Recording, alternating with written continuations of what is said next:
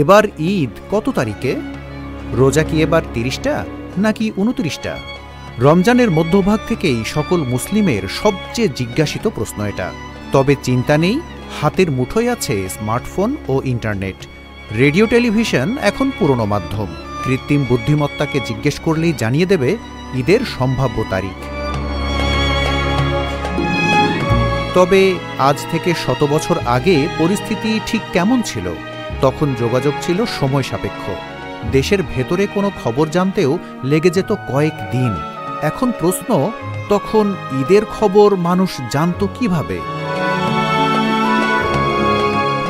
Saudi আরবের গণমাধ্যমের খবর ঘেঁটে জানা যায়, প্রায় ১০০ বছর আগে সৌদি নাগরিকেরা দেশটির পবিত্র নগরী মক্কার গ্র্যান্ড মুফতির ঈদের ঘোষণার জন্য অপেক্ষা করতেন। তবে তখন সৌদিতে রেডিও অথবা টেলিগ্রাফও ছিল না। ঈদের খবর জানানোর একমাত্র উপায় ছিল উটের পিঠে চেপে গ্রাম থেকে গ্রামান্তরে যাওয়া।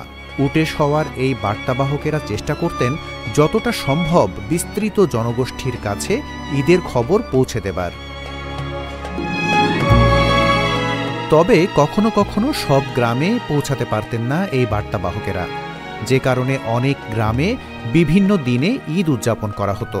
ঈদ পালনের হিসেবেও তাই কিছুটা হতো হেরফের, কারণ অনেক ক্ষেত্রে নানা প্রতিকূল কারণে একসাথে সৌদির সব এলাকায় চাঁদ দেখা যেত না।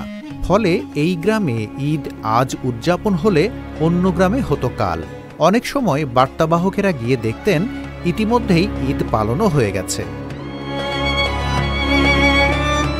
তবে রেডিও আসায় সেই ব্যবধান কিছুটা ঘোচে।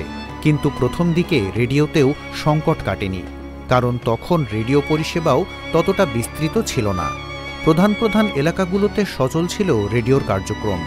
তাই রেডিও আসার পরও প্রত্যন্ত অঞ্চলে উট আরোহীদের মাধ্যমেই ঈদের খবর ছড়িয়ে দেয়া হতো।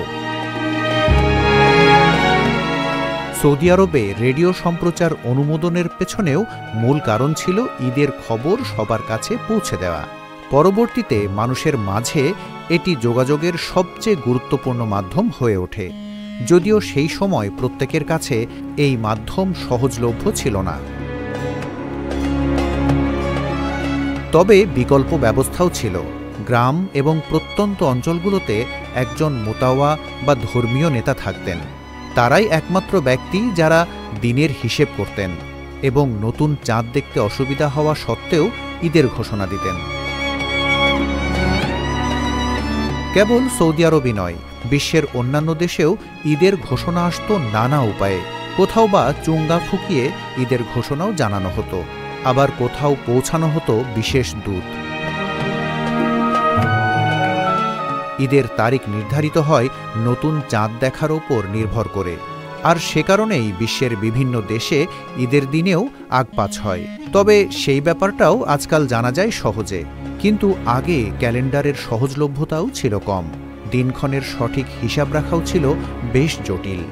সাধারণ মানুষ তাকিয়ে থাকতেন বার্তাবাহক কিংবা তাদের নির্ধারিত ধর্মীয় নেতাদের দিকে। এভাবেই মুসলিম দেশে ঈদ আসত, ঈদের ঘোষণা হতো।